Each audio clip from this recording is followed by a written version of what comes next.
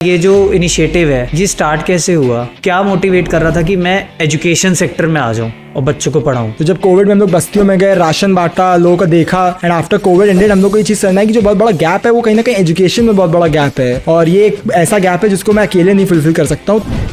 पहले में और अब में ये बहुत चेंज आया है कि एजुकेशन के थ्रू लड़कियां बहुत जागरूक हो गई हैं। तो मोदी जी ने उसको देखते हुए बेटी बचाओ बेटी पढ़ाओ का अभियान शुरू किया, जिसमें कि उन्होंने जागरूक किया कि अपनी लड़कियों को भी जरूर से भेजें स्कूल्स में। जो रेशो है वो 60-40 पे आ गया है। एक मूवी आई थी गुटली करके, उसमें वो दिखाते हैं कि जो बैकवर्ड क्लासेस हैं, जो स्वीपिंग या सीवेज ट्रीटमेंट का काम करते हैं, उनको ऑलरेडी एजुकेशन से डिप्राइव्ड होते हैं। उनको कोटा तो है उनके लिए, आज के भी गाँव के क्षेत्र में कास्ट सिस्टम की वजह से उनको रियलिटी में वो सीट नहीं मिलती है।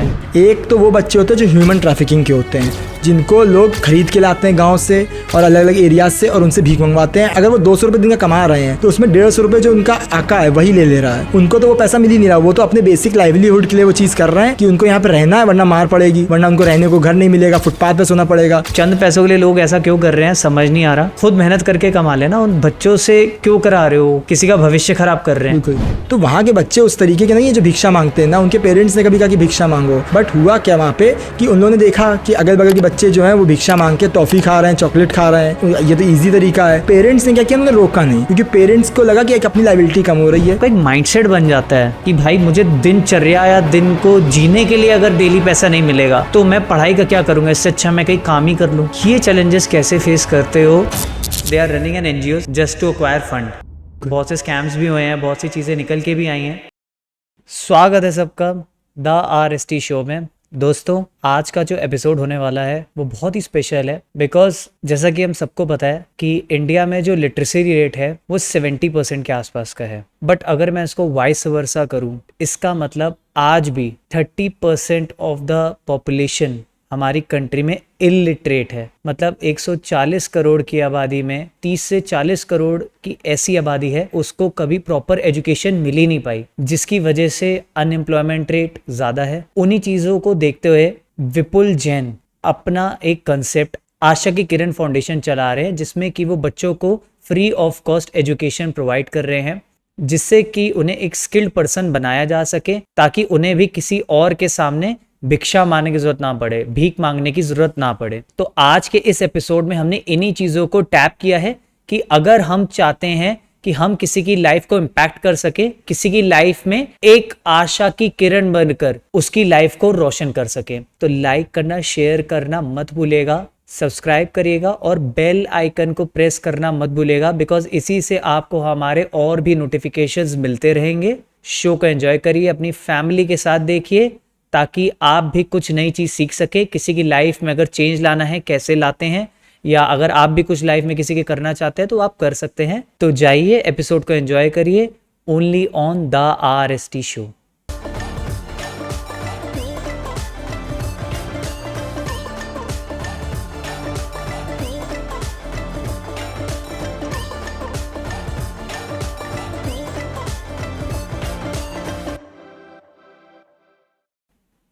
विपुल भाई, स्वागत है आपका द RST शो में।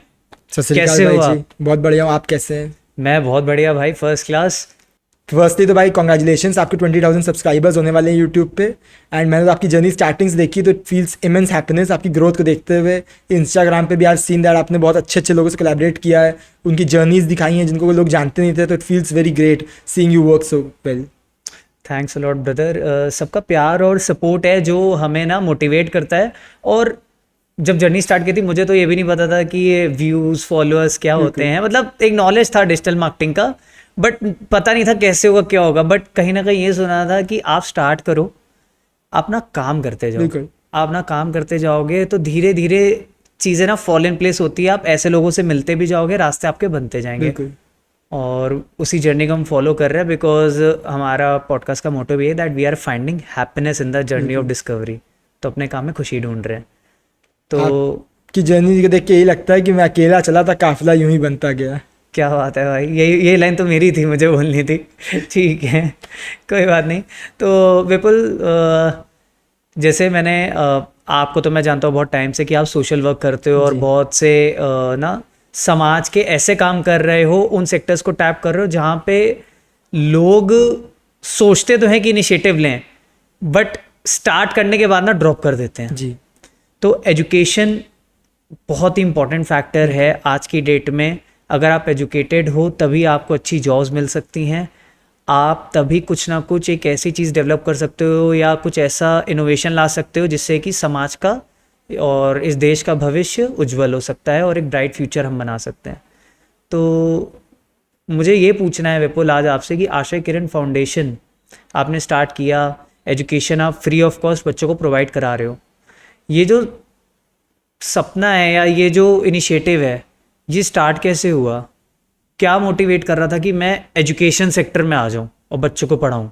तो एक्चुअली जो मेरी सोशल वर्किंग की जर्नी शुरू हुई थी वो 2020 कोविड में हुई थी। तो जब कोविड में हम लोग बस्तियों में गए, राशन बांटा, लोगों को देखा, एंड आफ्टर कोविड एंडेड हम लोग को ये चीज़ समझना है कि जो बहुत बड़ा गैप है वो कहीं ना कहीं एजुकेशन में बहुत बड़ा गैप है, जो कि पूरा नहीं हो पा रहा है। सरकार बहुत इसमें लगी हुई है और सरकार इसमें चीज़ें भी कर रही है, एफर्ट्स भी कर रही है, ऐसा नहीं सरकार काम नहीं कर रही है, NGOs भी इसमें बहुत सारे काम कर रहे हैं, बट एक बहुत बड़ा गैप है जो कि अगर एजुकेशन फुलफिल हो जाती है तो कहीं ना कहीं कभी किसी को खाना बांटने की ज़रूरत ही नहीं पड़ेगी, कभी किसी को राशन बांटने की ज़रूरत ही नहीं पड़ेगी।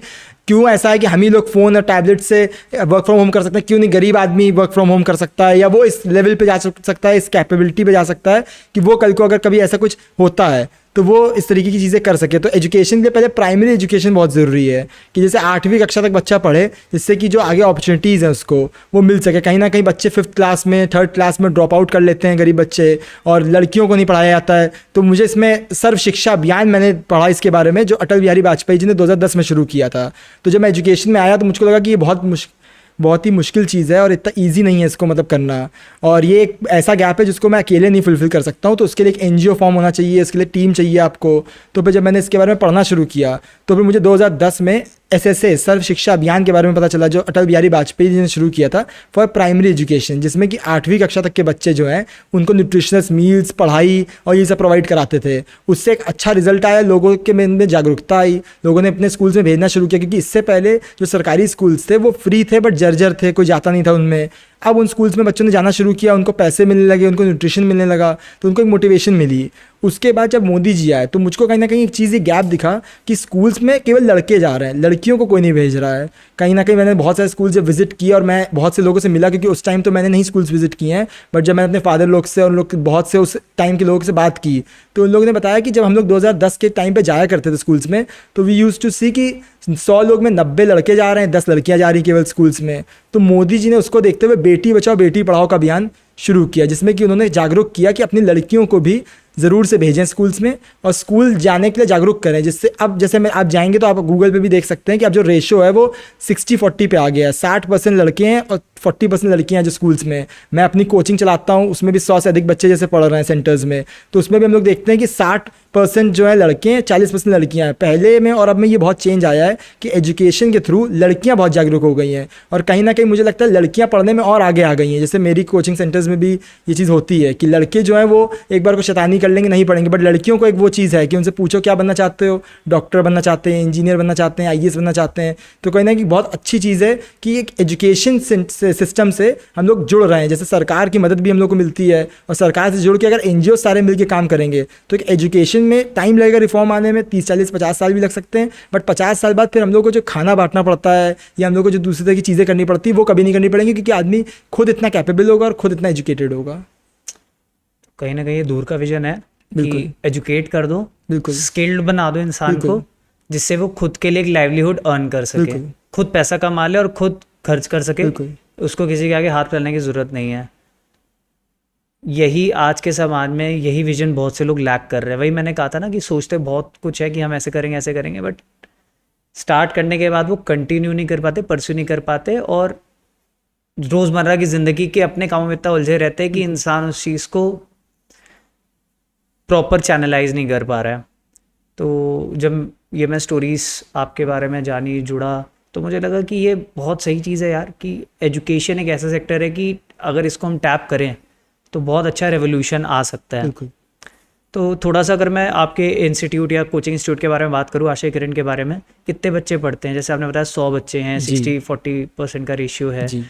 तो बच्चों को सिलेक्ट करने से पहले कुछ आप देखते हो या कोई भी बच्चा आ सकता है आपकी कोचिंग में? हमारे यहाँ कोई भी बच्चा आ सकता है, बट हमारी केवल एक शर्त होती है कि हम लोग उनके पेरेंट्स से बात करेंगे और उनको रेगुलरली आना पड़ेगा, क्योंकि हम लोग अपना टाइम मनी इन्वेस्ट कर रहे हैं उनके ऊपर, और हम लोग अपना टाइम इन्वेस्ट कर रहे हैं, हमारे वॉलंटियर्स टाइम इन्वेस्ट कर रहे हैं, तो वो चाहते हैं कि वो रेगुलरली आएँ और उसका एक पॉजिटिव आउटपुट आए। अगर वो हमारे यहाँ पढ़ रहे हैं तो एटलीस्ट कम से कम वो अच्छे परसेंटेज लाएँ, अच्छे मार्क्स लाएँ, और कहीं ना कहीं मार्क्स सब कुछ नहीं है, कल्चरली थोड़ा सा बेहतर बिहेव करें, लाइक वेल बिहेव्ड हो जाए। जैसे हमारे बहुत से ऐसे बच्चे हैं जो पहले आते थे, अब वो डेली आने लगे हैं, सही से बैठना सीख गए हैं, चीज़ें सीख गए हैं, पढ़ाई में उतना नहीं भी मन लगता तो दूसरी अदर एक्टिविटीज़ में फोकस करते हैं। जैसे कि हमारे यहाँ सैटरडेज़ को जो आर्ट एंड क्राफ्ट सिखाया जाता है, संडे को योगा एंड कराटे सिखाया जाता है, इवन डांस एक्टिविटीज़ होती हैं। तो बहुत से लड़कों ने भी इनिशिएटिव लिया, जबकि ये चीज़ बहुत थी कि शाय रहते थे लड़के डांस करने में, छोटे छोटे लड़के 7th क्लास के 6th क्लास के, बट जब धीरे धीरे एक्टिविटीज़ हुई हमारे यहाँ तो उन लोगों ने अपनी शाइनेस को हटाया और वो लोग डांस एक्टिविटीज़ में आगे आ रहे हैं। तो मुझे लगता है कहीं ना कहीं जो टैलेंट होता है वो इन्हीं के सब में बीच में होता है,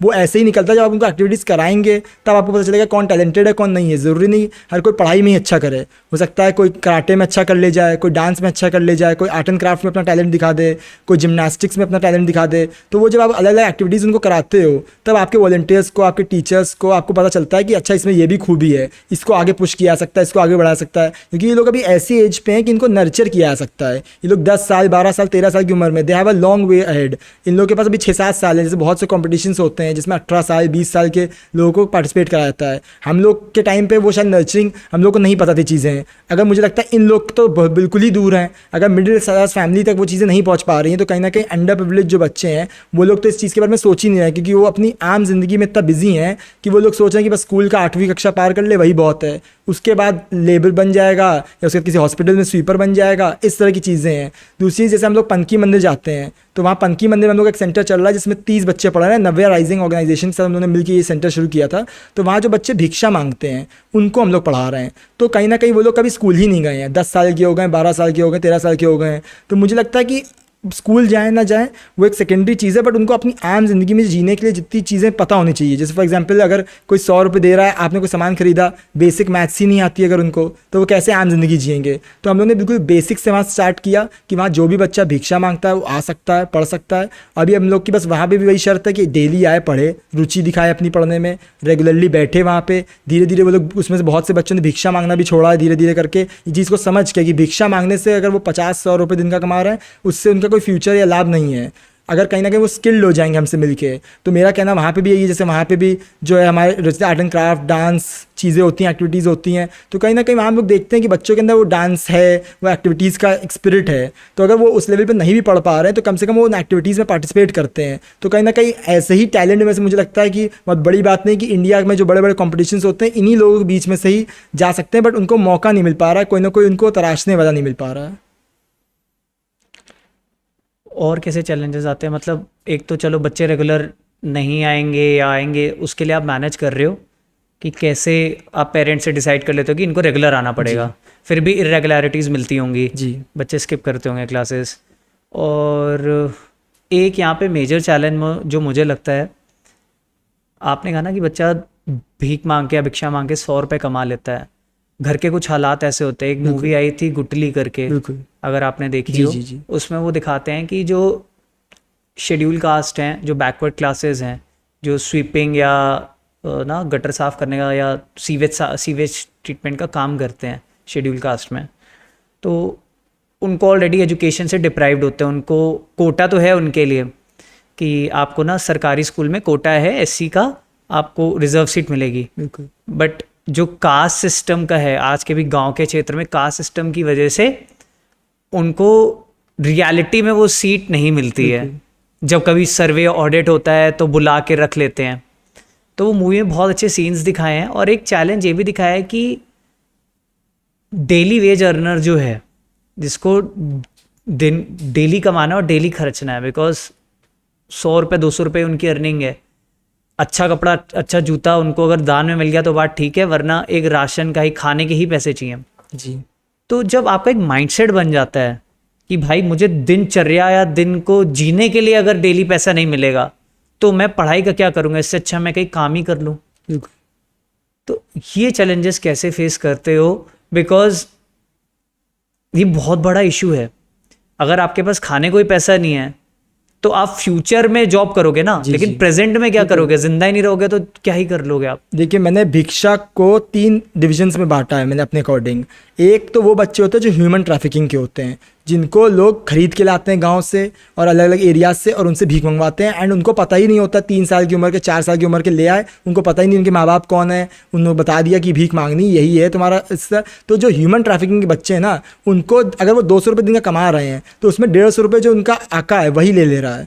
उनको तो वो पैसा मिल ही नहीं रहा, वो तो अपने बेसिक लाइवलीहुड के लिए वो चीज़ कर रहे हैं कि उनको यहाँ पे रहना है, वरना मार पड़ेगी, वरना उनको रहने को घर नहीं मिलेगा, फुटपाथ पे सोना पड़ेगा। और वो लोग भी कोई अच्छी लाइफ नहीं जी रहे हैं, वो कोई एक झोपड़पट्टी में 12-15 बच्चे सो रहे हैं और उनका जो आका है वो अच्छी लाइफ जी रहा है। क्यों? क्योंकि उसके पास ऐसे 200 बच्चों का पूरा गिरोह है, पूरे ऑल ओवर कानपुर नहीं, पूरे ऑल ओवर इंडिया ऐसे कार्टल्स चल रहे हैं जो कि ये कर रहे हैं। दूसरा आता है आपका वो पेरेंट्स जो मंदिर है उसके आसपास जो पेरेंट्स हैं वो कहीं ना कहीं अपने हालातों से परेशान हैं और वो अपने बच्चों को फोर्स कर रहे हैं। कहीं ना कहीं वो खुद भी मांगते हैं भिक्षा, तो वो कभी 2 साल 3 साल की बच्ची थी तो गोद में लेके मांग रहे थे, बच्ची बड़ी हो गई तो वो अपना अलग मांग रहे हैं, बच्चा अलग मांग रहा है, तो उनके हालात ख़राब हैं। तीसरी चीज़ जो है मैंने जो नोटिस की है, कई बार क्या होता है मंदिर के आसपास जो माहौल होता है इंडिया में वो अच्छा नहीं होता। जैसे कि मान लीजिए कोई बच्चा भिक्षा मांग रहा है, उसके आसपास कोई बस्ती है, जैसे मैं पनकी मंदिर का एग्जांपल दूंगा, वहाँ की जो बस्ती है वो 10 साल पहले माइग्रेट हुई थी शिव मंदिर के पास से, तो वहाँ के बच्चे उस तरीके के नहीं है जो भिक्षा मांगते हैं ना, उनके पेरेंट्स ने कभी कहा कि भिक्षा मांगो। बट हुआ क्या वहाँ पे कि उन लोगों ने देखा कि अगल बगल के बच्चे जो हैं वो भिक्षा मांग के टॉफ़ी खा रहे हैं, चॉकलेट खा रहे हैं और ये तो ईजी तरीका है, तो उन लोगों ने भी स्टार्ट कर दिया। और पेरेंट्स ने क्या किया, उन्होंने रोका नहीं, क्योंकि पेरेंट्स को लगा कि एक अपनी लाइबिलिटी कम हो रही है, बच्चा हमसे जिद करेगा कि चिप्स खिलाओ, टॉफ़ी खिलाओ, घर में रहेगा, इससे अच्छा जो कर रहा है करने दो। इसमें हम लोग टैप क्या कर रहे हैं कि हम लोग पेरेंट्स को जागरूक कर रहे हैं कि हम पेरेंट्स कभी उनको फोर्स नहीं कर रहे हैं कि आप भिक्षा ना मांगो। वो केवल और केवल जो आचरण उन्होंने देखा आसपास, जो माहौल उन्होंने देखा, जैसे हम लोग एक फैमिली से मिले थे पनकी मंदिर में, जिसमें कि जो वाइफ है वो हाउस वाइफ है, जो हस्बैंड है वो कान से मैल निकालने का काम करता है, एंड उनकी बच्ची जो है वो भिक्षा मांगती है। वो कहता है मैं दिन का 150-200 रुपये कमाता हूँ, 10-10 रुपये करके मैं मोहल्ले में जाता हूँ और कमाता हूँ 150-200 रुपये, और मेरा काम चल रहा है। और मैंने कभी अपनी बेटी से फोर्स नहीं किया, बट हाँ मैंने कभी उसको रोका भी नहीं कि भिक्षा ना मांगो, क्योंकि वो मुझसे जिद करेगी कि मुझे चिप्स दिलवा दो, मुझे कोल्ड ड्रिंक दिलवा दो, इसलिए वो अपना 30 रुपये 40 रुपये 20 रुपये जो खरीदती है वो अपना खाती पीती है। तो हमारा पर्पस ये है इस चीज़ से कि अगर केवल लिवलीहुड की बात ना हो, अगर कुछ खाने पीने की बात हो, तो हम लोग उनको उससे अच्छा खाना, न्यूट्रिशनस खाना प्रोवाइड करा सकें, एंड उनको साथ ही साथ पढ़ाएं भी, क्योंकि हम लोग का पढ़ाई के साथ साथ केवल फोकस पढ़ाई पे नहीं है, हम लोग का फोकस ये भी है कि उनका मन लगा रहे, जिससे कि न्यूट्रिशनस मील्स उनको प्रोवाइड होते रहे। जैसे हम लोग अपने पिज़्ज़ा है, डोमिनो उसके बर्गर्स हैं और पास्ता, इस तरह की चीज़ें बांटते हैं जो कि शायद कहीं ना कहीं वो भिक्षा मांग के भी नहीं खा पा रहे थे, बट क्योंकि हमसे जुड़े हैं और कहीं ना कहीं टचवुड वाहिगुरु की कृपा है कि हम लोग को ऐसे लोग मिल जाते हैं जो आते हैं आगे बढ़ के मदद करते हैं एक सोसाइटी में, और वो कहते हैं कि इन बच्चों के लिए हम कुछ अपनी तरफ से करना चाहते हैं। बिकॉज हम सब ने देखा है ट्रैफिक सिग्नल्स पे क्या ही सीन रहता है। ट्रैफिक सिग्नल्स पे जब जाते हैं तो बच्चे क्या कर रहे हैं, कपड़ा लेके आपके कार पे शीशा वाइप कर देंगे और फिर पैसे मांगना चालू हो जाएंगे। मतलब वो साफ भी नहीं करेंगे बट दिखाएंगे कि हमने शीशा आपका साफ कर दिया, पैसे दे दो, गाड़ी आपकी साफ कर दी है। आजकल तो क्योंकि लोग कंप्लेन करने लग गए कि भाई शीशा साफ ही नहीं हुआ, तो आजकल तो वो ना एक स्प्रे गन लेके चलते हैं फोम वाली, उसमें सोप सोल्यूशन मिला होता है और एक उसको वाइपर सॉर्ट ऑफ टूल भी लेके चलते हैं, थोड़ा सा मारेंगे, स्प्रे करेंगे और फिर वाइपर जैसे ऐसे करेंगे और दिखाएंगे शीशा साफ हो गया है। तो मेरा ये मानना है कि 6, 7, 8 साल 10 साल के बच्चों को इतनी समझ भी नहीं होती है, जो आपने कहा ना इनके आका हैं घूम रहे हैं, एक चाइल्ड ट्रैफिकिंग चल रही है। चंद पैसों के लिए लोग ऐसा क्यों कर रहे हैं समझ नहीं आ रहा कि खुद मेहनत करके कमा लेना, उन बच्चों से क्यों करा रहे हो, किसी का भविष्य खराब कर रहे हैं। किसी का हाथ नहीं है, किसी की आंख नहीं है, कोई बोल नहीं पा रहा है, उनको मतलब फिजिकली डिसेबल करके उनको प्रेजेंट करके उनके लिए भिक्षा मांग रहे हैं। तो ये बहुत बड़ा चैलेंज है। तो एक बहुत सॉफ्ट कॉर्नर है मेरे दिल में भी कि हाँ बच्चों को एजुकेशन मिलनी चाहिए, रेवोल्यूशन आ सकता है। तो आई थिंक आज के इस एपिसोड से एक मैसेज जाएगा कि अगर आप आसपास ये चीज़ें होते देख रहे हैं जी, तो उसे अवॉइड करो और हेल्प करो उन बच्चों को। तो मान लीजिए अगर कोई वीडियो देख रहा है जी, अगर वो भी स्टार्ट करना चाहे ऐसा कुछ, तो क्या वो आपसे कैसे कांटेक्ट कर सकता है और कैसे चीज़ें मतलब स्टार्ट करनी चाहिए उसको? मैं इसमें सजेशन अपनी तरफ से ये दूंगा सबको कि अगर कोई हमारे सेंटर में बच्चा भेज सकता है वो इम्पोर्टेंट नहीं है। मेरा मानना है हर कोई मंदिर जाता है, 10-15 मिनट अपने एक्स्ट्रा दे सकता है। मैं ज़रूरी नहीं कि पढ़ाएं, आप अवेयरनेस दे सकते हैं। जैसे कि हम लोग की भी जो शुरुआत हुई थी पनकी मंदिर में इसी तरीके से हुई थी कि हम लोग केवल वहाँ जाते थे दर्शन करने, मैं और मेरी फ्रेंड, और वहाँ पे हम लोगों ने देखा बच्चों को केवल अवेयरनेस देते थे, उनके साथ गेम्स खेल लिए, वो एक्टिविटी कर ली, तो उससे भी बहुत चीज़ें हो सकती हैं। जैसे कि मेरा मानना है कि अगर कोई चाहता है कि इस तरीके की कोई चीज़ करे तो केवल और केवल एक काम करे, वो जिस भी मंदिर में जाता है वहाँ आसपास के जो बच्चे होंगे, जो बस्ती होंगी, उसके घर के आसपास कोई बस्ती होगी, वहाँ केवल 10-15 मिनट दिन का, इवन दिन का भी नहीं, हफ्ते का 1 घंटा, कभी भी 1 घंटा चले गए, अपना टाइम स्पेंड कर लिया। ज़रूरी नहीं हो सकता है वो शिक्षा के थ्रू उनमें चेंज ना लाएं, बट अगर वो उनके बिहेवियर में चेंज लाते हैं और अगर उनकी पूरी लाइफ की जर्नी में एक बच्चा भी भिक्षा मांगना छोड़ देता है तो कहीं ना कहीं मुझे लगता है कि बहुत बड़ी बात होगी एंड कहीं ना कहीं बहुत बड़ा चेंज उस बच्चे की लाइफ में ला सकते हैं। तो मान लो जैसे अभी जो हम बात कर रहे थे कि अपने आसपास के सराउंडिंग में आप नोटिस करो बिल्कुल और कुछ आधा घंटा 1 घंटा निकालो बिल्कुल और पढ़ाना चालू करो, बिल्कुल बट प्रॉब्लम ये आती है कि सिलेबस कैसे डिसाइड करेंगे, क्या पढ़ाना है क्या नहीं पढ़ाना। आपने कैसे किया, बिकॉज आप तो रन कर रहे हो एनजीओ को, आशा की किरण को, फाउंडेशन को रन कर रहे हो, सिलेबस कैसे डिसाइड करते हो, कौन से बच्चे को क्या पढ़ाना चाहिए, फिर उसका कोई सर्टिफिकेट या ऐसा कुछ प्रोवाइड कर रहे हो जिससे कि फ्यूचर में उसको इससे हेल्प मिल सकती है। फर्स्टली तो हम लोग के जो 2 सेंटर्स चल रहे हैं दोनों का जो परिवेश है बहुत अलग रहा है। काकादेव वाली जो क्लास है उसमें जो बच्चे हैं वो सब सरकारी स्कूल में एडमिशन्स हैं, कुछ बच्चों का हम लोगों ने कराया एडमिशन, और जहाँ हम लोग पनकी मंदिर की बात कर रहे हैं वहाँ जो बच्चे थे 8 साल 10 साल के, उनको कुछ भी नहीं आता था, वो कभी भी स्कूल ही नहीं गए हैं।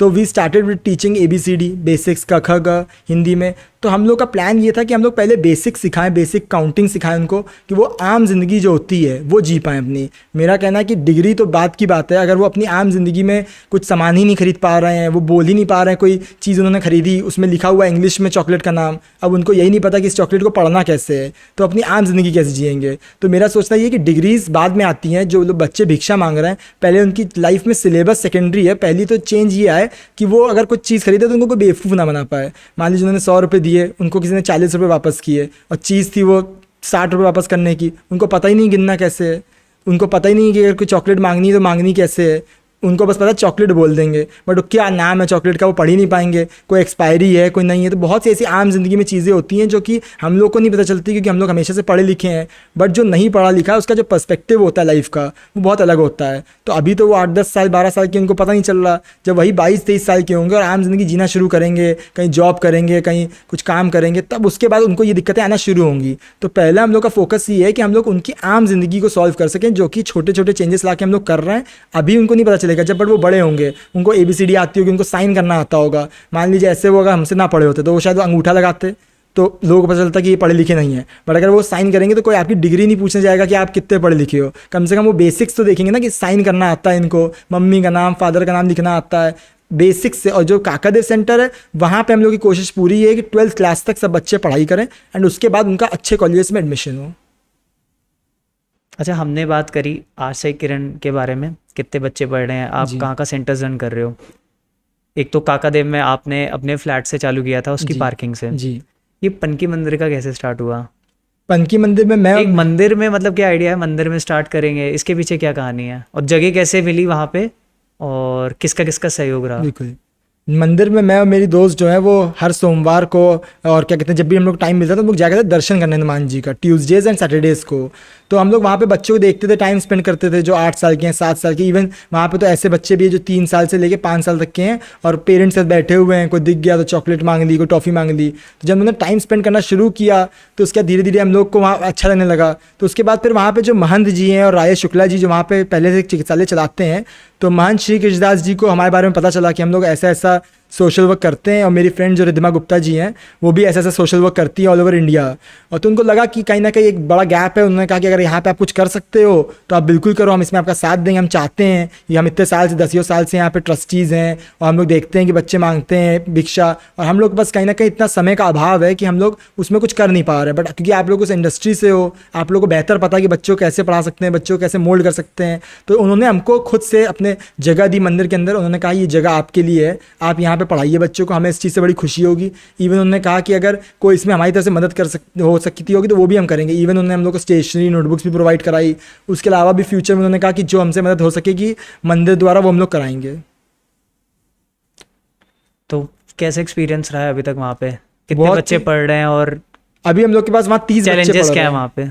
वहाँ पे विचित्र तरह के चैलेंजेस हम लोगों ने फेस किए हैं। अभी वहाँ 30 बच्चे पढ़ रहे हैं, तो वहाँ कहीं ना कहीं चैलेंजेस ये फेस किए हैं कि बच्चे जो हैं वो डेली नहीं आते हैं। उसके अलावा फिर बहुत से ऐसे बच्चे हैं जिनके पेरेंट्स जो हैं फोर्स करते हैं कि भिक्षा मांगो, मत जाओ मांगने के लिए। तो वहाँ कुछ केसेस ऐसे हम लोग के हुए हैं कि जो बच्चे डेली पढ़ने आते थे उनको कहीं ना कहीं पेरेंट्स ने मारा भी है कि तुम भिक्षा नहीं मांग रहे हो, तुम उतने पैसे नहीं ला रहे हो और वहाँ पढ़ने जा रहे हो। एंड कहीं ना कहीं वो पढ़ाई में इतना लेट ज़रूर हो गया, बट हम लोगों ने उनके पेरेंट्स से बात की, हमने उनको समझाया। वहाँ पे हम लोगों ने ये दिक्कत फेस की। उसके अलावा हम लोगों ने जो मेजर दिक्कत फेस की, वहाँ बहुत से आपने देखा होगा पनकी मंदिर जब जाएंगे तो करीबन 100+ दुकानें हैं जो कि अंदर ही पनकी मंदिर की बनी हुई हैं, जिसमें बच्चे मिठाई बेचते हैं, लोग मिठाई बेचते हैं। तो वो मंदिर के प्रांगण के अंदर ही उन्होंने क्या किया हुआ है, बच्चों को हायर किया हुआ है। वो हफ्ते का 400 रुपये देते हैं। 1600 रुपये महीना इज़ लाइक फ्री के लिए हो गया उनके लिए, कि उनको बच्चा मिला हुआ है, कभी उनको लंच पे जाना है, कभी उनको कहीं जाना है, बच्चा बैठा हुआ है वो अपना बेच रहा है मिठाई, उनको कोई काम नहीं। तो 1600 रुपये में उनको कभी भी आदमी नहीं मिलेगा। तो वहाँ पे हम लोगों ने दिक्कतें फेस की कि जो वो दुकानदार थे वो नहीं बेचते थे पढ़ाई के लिए। उनका लॉन्ग टर्म में सेकेंडरी चीज़ थी उनका था कि अगर हम 400 रुपये दे रहे हैं तो हम क्यों 2 घंटे अपने आप को फ्री में बच्चे को छोड़ें। तो कहीं ना कहीं मैं और मेरी दोस्त जब वहाँ गए, उनसे बात की, तो भी उन लोगों ने 1-2 लोगों ने अच्छा रिस्पांस किया। उन लोगों ने कहा कि नहीं हम लोग बिल्कुल बच्चों भेजेंगे। तो 3 लोगों ने रिस्पांस नहीं किया। उन लोगों ने हमारे सामने तो हाँ कर दिया, बट पीछे हम लोग को नहीं रिस्पांस दिया। तो कहीं ना कहीं बच्चों में इतनी जागरूकता थी कि वो खुद से आ जाते थे। दूसरी चीज़, मंदिर का एक बड़ा सपोर्ट रहा। मंदिर वालों ने हम लोग से कहा कि जो भी दुकानदार ना भेजे बच्चों को, आप हमको बताइए, वो हमारे प्रांगण के अंदर मिठाई बेच रहे हैं, हम उनसे बात करेंगे और देखते हैं कि 2 घंटे कैसे नहीं बेचते हैं। क्योंकि 2 घंटे ऐसा टाइम है कि हम उनका लिवलीहुड नहीं ले रहे हैं। हम कह रहे हैं आप 1600 रुपये कमा रहे हो, कहीं ना कहीं आप हो सकता है वो घर पर दे रहे हो पैसा, कहीं ना कहीं वो आपकी ज़रूरत की चीज़ होगी वो आप कीजिए, बट कहीं ना कहीं आप 2 घंटे केवल आइए, तो जो रोज़मर्रा की ज़िंदगी की चीज़ें होती वो आप सीखिए। तो अब कहीं ना कहीं 5 महीने की हम लोग की जर्नी ये रही है कि बच्चे अपना साइन करना सीख गए हैं, बच्चे अपने मम्मी पापा का नाम लिखना सीख गए हैं। कहीं ना कहीं कुछ बच्चे जो केवल अंगूठा लगाते थे वो बच्चे अब पूरी लाइन लिखना सीख गए हैं, ABCD सीख गए हैं, क ख ग सीख गए हैं। तो एक बहुत बड़ी उपलब्धि थी हम लोगों के लिए कि हम लोगों ने बेसिक काउंटिंग्स उनको सिखा दी हैं। हम लोग बहुत सी एक्टिविटीज़ करते हैं, जैसे कि हम लोग लेन देन की एक्टिविटीज़ करते हैं कि बिज़नेस कैसे किया जाता है। भाई आप मिठाई की दुकान में बेच रहे हो, हम लोगों ने देखा कि जब मिठाई की दुकान बेच रहे हैं, हम लोग ने उनसे कुछ क्वेश्चंस किए मिठाई से रिलेटेड, तो उनको पता ही नहीं कि मिठाई कितने की है और कितने रुपये हमने दिए और कितने लिए। हम लोगों ने उनको 500 का नोट दिया तो वो 250 रुपये वापस ही नहीं कर पा रहे हैं। बट कहीं ना कहीं जब हमारे साथ रहे तो दुकानदारों को भी ये चेंज दिखा कि जिन बच्चों से वो काम करा रहे थे उनको पता ही नहीं था दुकान चलानी कैसी है। बट फ्यूचर में अगर कल को वो अपनी दुकान भी खोलते हैं मिठाई की, मैं कह रहा हूँ वो नहीं कोई डिग्री प्राप्त कर पाए, बट अगर वो अपनी दुकान भी खोलते हैं, अपना ठेला भी लगाते हैं, जो कि खुद का सेल्फ एम्प्लॉयमेंट लिए कुछ भी करते हैं, तो उनको एक बेसिक चीज़ पता होगी ना कि कहाँ से सामान खरीदना है, कितने का बेचना है और कितने का मुझे फ़ायदा होगा। वो नुकसान में नहीं बेचेंगे कोई चीज़। मतलब आशा किरण फाउंडेशन जो रन कर रहे हो, जीवन में कैसे जीना है जी, संघर्ष कैसे करना है, एक बेसिक जो नॉलेज होनी चाहिए बिल्कुल समाज की बिल्कुल और हालातों से कैसे लड़ने की। बिल्कुल एक तो बंदा करते करते सीख जाता है या कोई सिखाने वाला हो तो जल्दी सीख जाता है। तो अगर वो सेक्टर को आप टैप कर रहे हो भाई, ये बहुत ही रिकमेंडेबल थिंग है। यही चीज़ आज के डेट में लोगों को रिक्वायर्ड है। बट मैंने देखा है, बहुत जगह नोटिस किया है कि लोग क्या करते हैं, they are running an NGO, setup run कर रहे हैं जस्ट टू एक्वायर फंड। बिल्कुल फोटोग्राफ्स खिंचाते हैं, अपना सोशल नेटवर्क बिल्ड करने के लिए करते हैं लोग। मोटो होते हैं, बहुत बड़े बड़े टैगलाइंस देते हैं कि हाँ हम ये चेंज लेके आएंगे, ये चेंज लेके आएंगे, ये चेंज लेके आएंगे। बट एक्चुअल जो ग्राउंड वर्क पे रियलिटी है, जो वर्क करने का काम है, वो नहीं करते। बिल्कुल ऐसे बहुत से किस्से हुए हैं, बहुत से स्कैम्स भी हुए हैं, बहुत सी चीज़ें निकल के भी आई हैं। तो ऐसी सोच क्यों है लोगों की? देखिए, हर सिक्के के 2 पहलू हैं। बहुत से लोग ऐसे भी हैं जो रेगुलरली अच्छा काम कर रहे हैं NGOs का। मैं कई लोगों से ऐसा मिलता हूं जो सोशल मीडिया पे नहीं है या जो इंस्टाग्राम, यूट्यूब किसी कहीं पे भी नहीं, बट अपना काम निरंतर 20 साल से 30 साल से कर रहे हैं। तो कहीं ना कहीं मुझे लगता है कि आशा की किरण खुद में एक उम्मीदवादी शब्द है। तो हम लोग को नेगेटिव साइड नहीं देखनी चाहिए। बहुत से लोग अपना सेटअप बना के चीज़ें कर रहे हैं, फोटोज़ खिंचा रहे हैं, वो अपनी मार्केटिंग कर रहे हैं, वो ठीक है, वो वाहिगुरु सब देख रहे हैं। वो जो उनको मिलना होगा वो उनको मिल जाएगा, इसी जन्म में मिलेगा, अगले जन्म में नहीं मिलेगा। और हम लोग जो अच्छा काम कर रहे हैं, हम लोग किसी पर्पज़ से नहीं कर रहे हैं। कहीं ना कहीं एक अपब्रिंगिंग ऐसी रही है हम लोग के पेरेंट्स की कि हम लोगों ने देखा है कि अगर पेरेंट्स जितना कर पाए, being a middle class family से, अगर मेड की हेल्प हुई तो मेड की हेल्प की, फैक्ट्री में अगर स्टाफ की हेल्प हो सकी तो स्टाफ की हेल्प की। तो हम लोगों ने वो चीज़ें करते हुए देखा है उनको। तो कहीं ना कहीं फ़ोटोज़ वीडियोज़ हम लोग भी शूट करते हैं, बट पर्पज़ बहुत अलग हो जाता है। हम लोग जब फोटोज़ वीडियोज़ शूट करते हैं तो हम लोग कहीं ना कहीं अवेयरनेस कर रहे होते हैं कि और लोग भी आगे आएँ, हमको हमारे साथ ना जुड़ें, बट कम से कम अपने अपने क्षेत्र में, चाहे वो कानपुर के हों चाहे कहीं के भी हों, वो अपने अपने क्षेत्र में अच्छा काम करें। अच्छे काम करने के लिए ज़रूरी नहीं कि आप टाइम या पैसे से ही अच्छा काम करें। अगर आप अपनी मेट से अच्छे से बात कर रहे हैं, अपने स्टाफ से अच्छे से बात कर रहे हैं, तो वो भी मेरे हिसाब से कहीं ना कहीं आप एक सोशल वर्क ही कर रहे हैं। किसी के लिए भी आप कुछ भी अगर अच्छा कर रहे हैं, आपने 10 रुपये भी किसी की हेल्प कर दी, कोई मांगने आया आपके दरवाजे, आपने उसकी हेल्प कर दी, तो आप कहीं ना कहीं एक हीरो अपनी लाइफ के, आप एक सोशल वर्कर हो खुद में। तो आशा की किरण का कॉन्सेप्ट मेनली हम लोग का यही है कि फ्यूचर में एजुकेशन पे भी काम करना है और भी सेक्टर्स में लोगों की उम्मीद बनना है। बट मेनली हम लोग का ये मोटो है कि जब 50 साल हम मुझको हो जाएं, जब मैं बुजुर्ग हो जाऊं, बूढ़ा हो जाऊं, तो लोग कहें कि हाँ कम से कम इसने एक अवेयरनेस की है, 100 लोग की ज़िंदगी में चेंज आया है, और साथ ही साथ ऐसे लोग खड़े किए हैं इसने जो अपने अपने क्षेत्र में अच्छा काम कर रहे हैं। कल को उन बच्चों को देखोगे जिनको पढ़ा है, कल को कोई अच्छे लेवल पे निकलता है या एक लाइवलीहुड, अच्छी लाइफ जी पाया है, बिल्कुल तो सुकून की नींद आएगी, बिल्कुल आत्मा को शांति मिलेगी बिल्कुल। उसके लिए, बिकॉज वही एक्चुअल सुख है। जी इस रोज़मर्रा की ज़िंदगी में, भागदौड़ की ज़िंदगी में हम भूल गए हैं कि असली जीवन जीना है तो आपको अपने आस-पास वाले लोगों के साथ बिल्कुल। अच्छे से रहना है और खुशियाँ बांटते रहो तो खुशियाँ बढ़ती हैं उससे। बिल्कुल बट वही जैसे हम बात कर रहे थे कि बहुत चीज़ होती है, क्योंकि एक एनजीओ है, बहुत बड़े लेवल पे काम कर रही है, नाम नहीं लूँगा मैं उसका, बट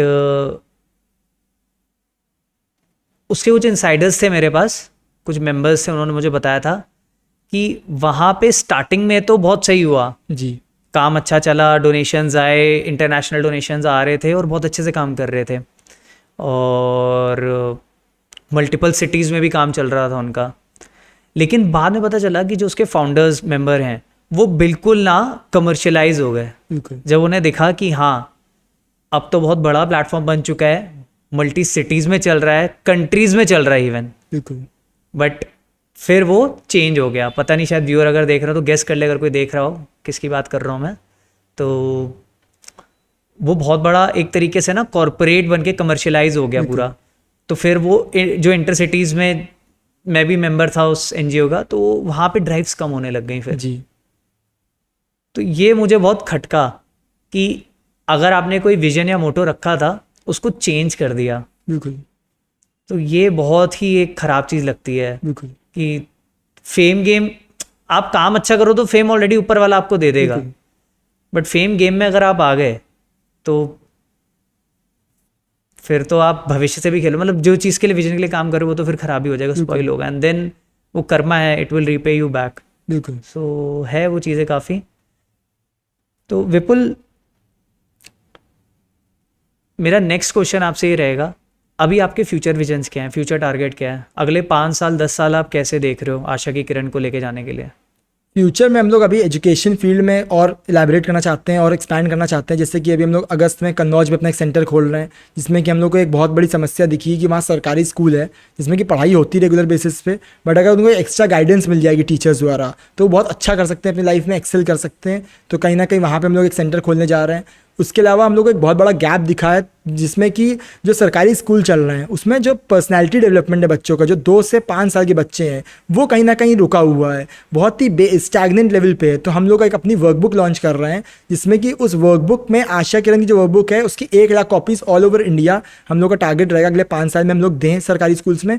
वो वर्कबुक का मोटो पढ़ाना या एजुकेट करना नहीं है, वो मोटो ये है कि जो 3 साल से 7 साल के बीच के बच्चे हैं उनका जो मेंटल डेवलपमेंट हो सके, क्योंकि कहीं ना कहीं मुझे लगता है कि जब आपको सही टाइम पे सही गाइडेंस मिल जाती है, आपको अगर वो गाइडेंस सही टाइम में मिल जाएगी कि ऐसे पढ़ना है, बेसिक्स क्लियर होंगे, तो आप उसके आगे की जो जर्नी है आपकी ईजी हो जाएगी। तो अगर कोई भी वहाँ से टच करेगा, मान लीजिए कोई भी एनजीओ है या कोई भी इंडिविजुअल है उनको पढ़ाना चाहेगा, तो उनको लगेगा कि हाँ ये 7 साल का बच्चा जो मेरे पास आया है ही इज़ अपनी उम्र से आगे है ये। तो कहीं ना कहीं आशा किरण अभी क्या केवल 100 बच्चों को इम्पैक्ट कर पा रहा है, उससे वो मोर देन 1 लाख बच्चों को इम्पैक्ट कर पाएगा अगले 5 साल में। क्योंकि हो सकता है हम लोग सेंटर्स पैन इंडिया ना खोल पाएँ, बट हम लोग कुछ ऐसा कर सकते हैं कि जो बच्चों के बेसिक्स हैं वो स्ट्रॉन्ग रहें। तो उस वर्कबुक्स के थ्रू हम लोग के कई सारे क्लब्स और कई सारे जो एनजीओ से बात चल रही है ऑलरेडी कि वो हम लोग को स्पॉन्सर कर सकते हैं। हम लोग गाँव जाके, और हम लोग का शहरों से ज़्यादा गाँव पर फोकस रहेगा फ्यूचर में, कि हम लोग गाँव जाएँ, उन वर्कबुक्स को पर्सनली सिखाएँ। वहाँ के जो टीचर्स हैं वो भी हम लोग का काफ़ी सपोर्ट कर रहे हैं, जो सरकारी स्कूल के टीचर्स हैं, कि वो आप हमको कॉन्सेप्ट सिखाइए, हम बच्चों को वो वर्कबुक्स भरवाएंगे खुद से।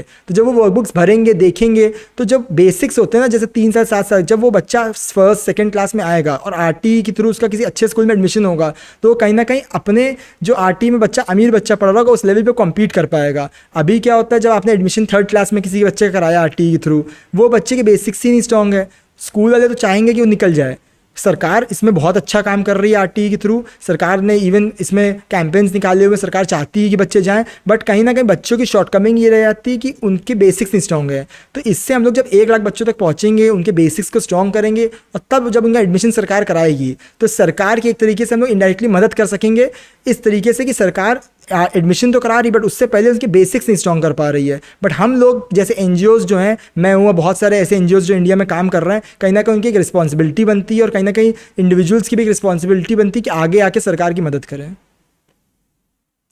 और कौन सी योजना है सरकार की चीज़ों को लेके, एजुकेशन को लेके, कुछ अगर शेयर करना चाहो, और कैसे हम कोलैबोरेट कर सकते हैं उनके साथ, इंडिविजुअल लेवल पे या फिर एक ऑर्गेनाइजेशन के लेवल पे भी? जैसे कि सरकार की मैंने आपको 2 योजनाओं के बारे में बताया।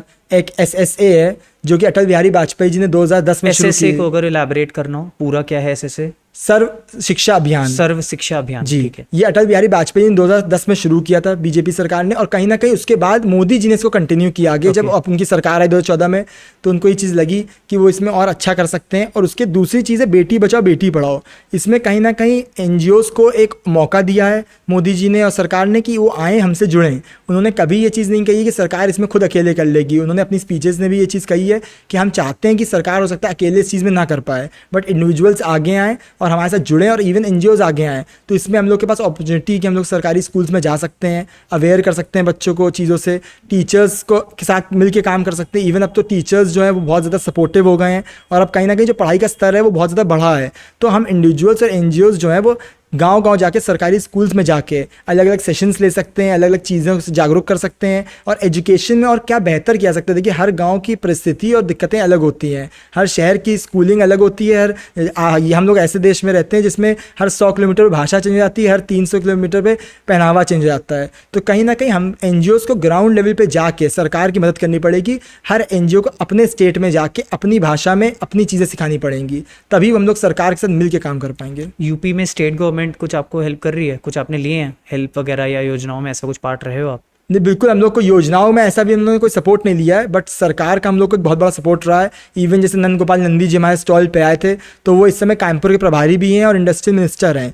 तो उन लोगों ने हमारी पूरी टीम को बुलाया और उनको समझा कि क्या दिक्कतें हैं। इवन उन्होंने कहा कि हम लोग फ्यूचर में सरकार द्वारा योजनाओं में आपको प्रेरित कर सकते हैं और स्पॉन्सर करा सकते हैं अलग अलग चीज़ें। तो कहीं ना कहीं बहुत बड़ी बात है कि हम लोग जैसे NGOs पे सरकार की नज़र है, और मुझे जैसे बहुत सारे NGOs चल रहे हैं जिन पे हम लोग को नहीं पता, बट सरकार की नज़र है। सरकार चाहती है कि हम लोग आगे आएँ और लें मदद। इवन जब से योगी जी आए तो उन लोगों ने इस चीज़ को बहुत प्रेरित किया है कि लोग आगे आए। जैसे गौशालाओं को बहुत प्रेरित किया है योगी जी ने आने के बाद से, कि गाँव की सेवा करिए। एजुकेशन में एक बहुत बड़ा रिफॉर्म जो है मोदी जी जो लाए थे, उसको आगे बढ़ाने का काम योगी जी ने किया है। तो इस तरीके से बहुत सारी योजनाएं हैं जो स्टेट गवर्नमेंट निकाल रही है। और इवन सबसे अच्छी बात यह है कि योगी जी से पहले लोगों को अवेयरनेस नहीं थी कि प्रोग्राम्स क्या आ रहे हैं, कैंपेन्स क्या आ रहे हैं। बट जब से योगी जी मोदी जी आए, तब से एक अवेयरनेस हुई है कि NGOs को बिना गूगल किए मैसेजेस के थ्रू पता चल रहा है कि ऐसा कैंपेन आ गया है। आप केवल अपने को एक बार रजिस्टर करा लीजिए NGO दर्पण पे, आपको अपने आप कैंपेन्स आते रहेंगे कि सरकार ने ये कैंपेन निकाला है, सरकार ने वो कैंपेन निकाला है। आपके साथ जुड़ के, इससे पहले जो चीज़ें थी, सरकार दूसरी सरकारें भी रही, उन्होंने भी काम किया है, मेहनत की है,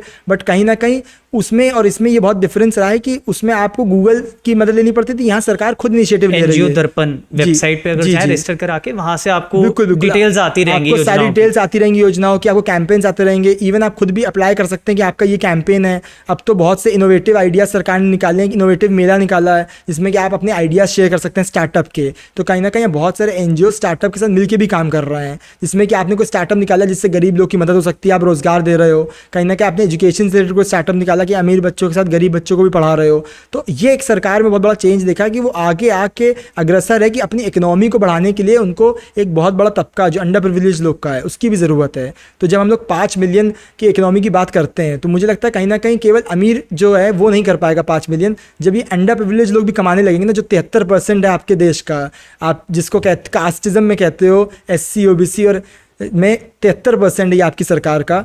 तो इसको अब सरकार केवल वोट बैंक की तरह नहीं यूज़ कर रही है, सरकार इनको आगे बढ़ाने का भी काम कर रही है।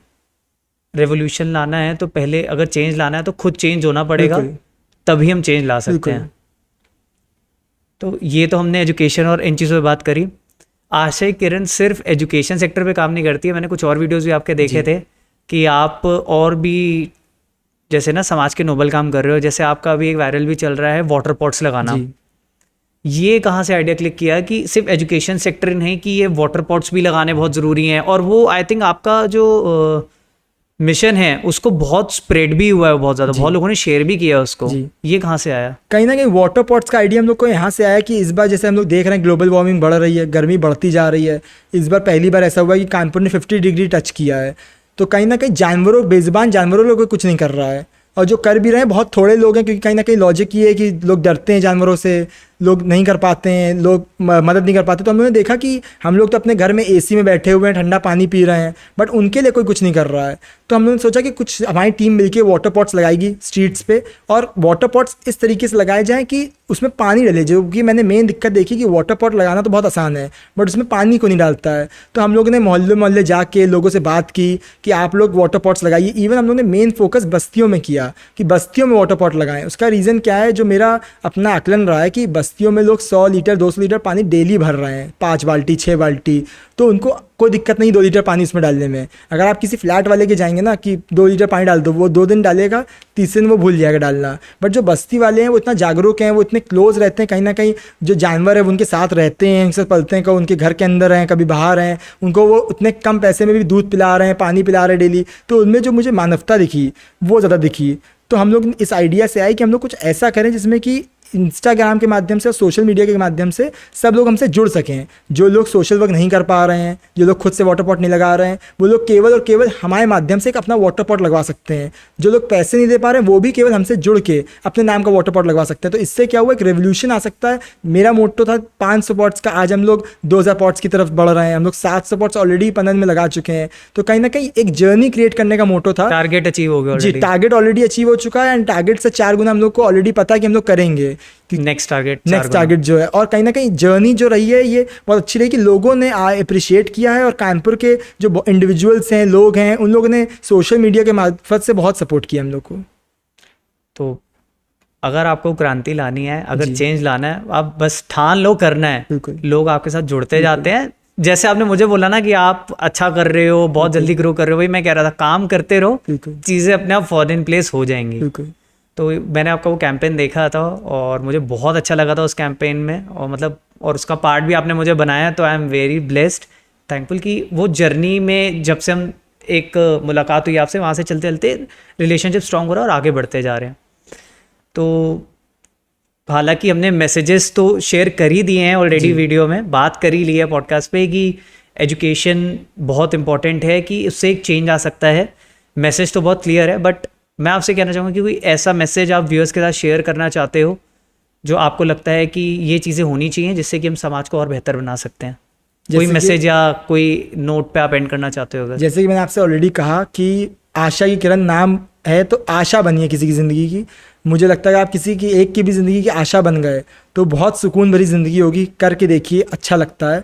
कहीं ना कहीं हो सकता है किसी जानवर को कुछ खिलाना भी आप उस जानवर की ज़िंदगी की आशा बन रहे हैं। हो सकता है आप अपने मेड के बच्चे को पढ़ा दें, वो आशा बन रहे हैं। हो सकता है आप किसी की मदद मॉनेटरी टर्म्स में नहीं कर पा रहे हैं, आप टाइम दे दीजिए, बहुत बड़ी किसी की ज़िंदगी आशा बन रहे हैं। किसी से अच्छा व्यवहार कर लीजिए। इवन मुझे लगता है कहीं ना कहीं आज के टाइम में पेरेंट्स से लोग अच्छे से बात नहीं करते हैं, तो मुझे लगता है जब वो बूढ़े हो जाते हैं तो उनकी मदद नहीं करते हैं। तो कहीं ना कहीं इंडिविजुअली पहले घर से शुरू कीजिए, पहले अपने माँ बाप की सेवा कीजिए, पहले कहीं ना कहीं उनके ज़िंदगी की आशा बनिए। जैसे कहते हैं ना कि बुढ़ापे की लाठी, तो मैंने कहीं ना कहीं मैं ओल्ड एज होम जाता हूँ, मैं वहाँ देखता हूँ कि कितने लोग हैं जिनके बच्चे हैं बट वो लोग फिर भी ओल्ड एज होम में रह रहे हैं। तो मेरा मानना व्यूअर्स के लिए ये है कि पहले अपने परिवार की आशा बनिए, उसके बाद फिर दूसरे परिवारों की ज़िंदगी की आशा बनिए। क्या बात है विपुल भाई, नाम ही इतना अच्छा है, आशा किरण। बिकॉज मैंने कहीं देखा था आपके कुछ फाउंडिंग मेंबर्स हैं, वो भी डालते हैं जी, मैं आशा हूँ, ऐसे कुछ करके टैगलाइन भी डालते हैं आपका। वो मैं हूँ आशा की, मैं हूँ आशा की किरण, हाँ ये टैगलाइन तो बहुत सही मैसेज है कि आप किसी के जीवन में भी आशा बन सकते हैं, बट आप ठान तो लीजिए, स्टार्ट तो करिए, ऊपर वाला अपने आप रास्ते बना देगा। तो विपुल, आपके साथ बात करके हमें आज बहुत ही मज़ा आया। बहुत बातें हैं जो और भी करनी है, कुछ और भी चीज़ें हैं जो डिस्कस करनी है, बट वही है, एक समय होता है कि उसका एक रिस्पेक्ट करनी चाहिए। आपको आपके ऑलरेडी चीज़ें और लाइंड अप भी हैं, तो वी आर वेरी थैंकफुल कि आज आपने इतना टाइम दिया हमें और शो पे आए हैं। इतनी अच्छी अच्छी इनसाइट्स आपने आज शेयर करी हैं, एक अच्छा मैसेज, पॉजिटिव मैसेज आप शेयर कर रहे हो। और कहीं ना कहीं कोई अगर बंदा इस वीडियो को देख रहा है और वो अगर स्टार्ट करना चाहता होगा, शायद आपकी वीडियो देख के इंस्पायर हो जाए। और उसमें एक होता है ना, एक बस चिंगारी चाहिए होती है, small spark can also turn into a big fire, वो चेंज आ जाए और किसकी लाइफ कहाँ इम्पैक्ट हो जाएगी हमें नहीं पता. बिल्कुल. That is only motto. Thank you so much Rajat, मुझे बुलाने के लिए, इनवाइट करने के लिए अपने शो पे, एंड कहीं ना कहीं व्यूअर्स तक मेरे मैसेज को पहुंचाने में मदद करने के लिए, जो कि कहीं ना कहीं आप बहुत समय से कर रहे हैं अपने पॉडकास्ट के थ्रू. आप बहुत से लोगों की लाइफ में चेंज ला रहे हैं. Already you are being the आशा की किरण to so many people by giving out so good videos. Thanks lot. आपका फीडबैक कैसा है कि आज आपको कैसा लगा RST शो में आके? मैं RST शो से पहले, आप मेरे दोस्त हो तो मुझे हमेशा ही आपके यहाँ अच्छा लगता है, और एक अपनापन सा फील हुआ मुझे RST शो में आके. कहीं मुझे ये नहीं लगा कि कहीं मैं बाहरी वाला हूँ, या मतलब लाइक अगर मैं आपको नहीं भी जानता हूँ, मैंने तो देखा है कि आप जो कोई भी आता है आप बिल्कुल उसको अपने फैमिली की ट्रीट करते हैं. तो जब भी मैं आपसे मिलता हूँ या आपके शो पे मेरे और भी फ्रेंड्स हैं जो आए हैं यहाँ पे शो दिया है, तो उनका फीडबैक हमेशा बहुत पॉजिटिव रहा है, एंड उन लोग को एक अपनेपन सी फीलिंग आई है. एंड आपने कभी भी बाहरी नहीं समझा, आपने हमेशा वैसे ही क्वेश्चंस पूछे जो कि व्यूअर्स की मदद कर सके. आपने कभी भी अपनी मार्केटिंग के बारे में नहीं सोचा, जो मुझे सबसे अच्छी चीज़ लगती है. आप हमेशा ये सोचते हैं कि पब्लिक को उससे क्या फ़ायदा हो सकता है, एंड उसमें आप कहीं ना कहीं एक कॉज ऑफ सोशल सर्विस ज़रूर लाते हैं. कोशिश मेरी यही रहती है कि बिकॉज चेंज अगर लेके आना है, स्मॉल स्टेप्स करते रहो, अपने आप आपको एक पॉजिटिव इम्पैक्ट मिल जाएगा. क्योंकि कुछ टॉपिक्स मैंने ऐसे भी चुने थे, मैं आपने इतनी बात छेड़ी है तो मैं उसको कंप्लीट करूँगा. और उस पर हालांकि व्यूज़ बहुत कम रहते हैं, बट और वो टॉपिक्स को ना it is advise not suitable for public. कुछ टॉपिक जैसे चाइल्ड ट्रैफिकिंग या सेक्स वर्क के बारे में हम बात कर रहे हैं, या फिर कुछ कम्युनिटीज़ के बारे में हम बात कर रहे हैं, ह्यूमन ट्रैफिकिंग के बारे में बात कर रहे हैं. These are not advise to be suitable for more public के लिए नहीं है. तो यूट्यूब उस पर ना वो मार्क भी लगा देता है. बट स्टिल क्या होता है कि काम सोच अच्छी है तो अपने आप हो जाता है. एंड वो भी जो वीडियोस है ना अपने आप ही वायरलिटी में आ रहे हैं, वो भी अपने आप प्रमोट हो रहे हैं. तो ज़रूरत ही नहीं है, आप अच्छा काम करोगे, अच्छी सोच रखोगे, तो ऊपर वाला ना आपके लिए 10 दरवाजे और खोल देगा. तो उसी सोच से काम कर रहे हैं भाई.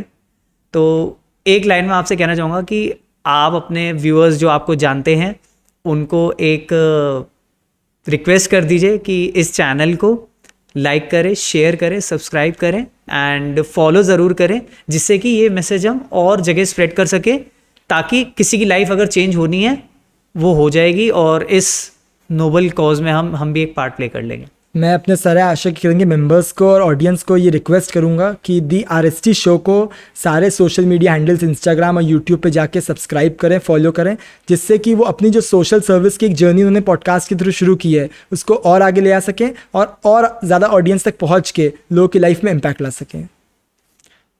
तो विपुल, आपके साथ बहुत ही मज़ा आया पॉडकास्ट पे. Thank you for coming and आज आपने अपना टाइम शेयर किया. थैंक यू सो मच रजत भाई मुझे बुलाने के लिए. एंड करते हैं हम इसको यहीं पे. सत श्री अकाल.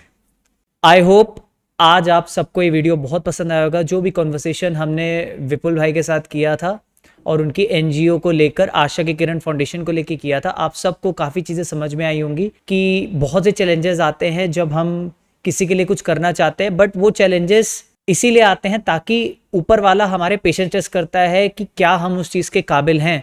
बिकॉज एक बार जब हम उस फ्लो में आ जाते हैं, हम काम करने लगते हैं, तो हमारी मंजिल अपने आप आसान होती जाती है. वक्त बदलता जाता है और कारवां बनता जाता है. तो वीडियो को लाइक करना, शेयर करना, सब्सक्राइब करना मत भूलिएगा. ऑल्सो बेल आइकन पे प्रेस करना मत भूलिएगा, बिकॉज इसी से आपको हमारे शो के नोटिफिकेशंस मिलते रहेंगे और आप हमारे कोई भी वीडियोस को और नोटिफिकेशंस को मिस नहीं करेंगे.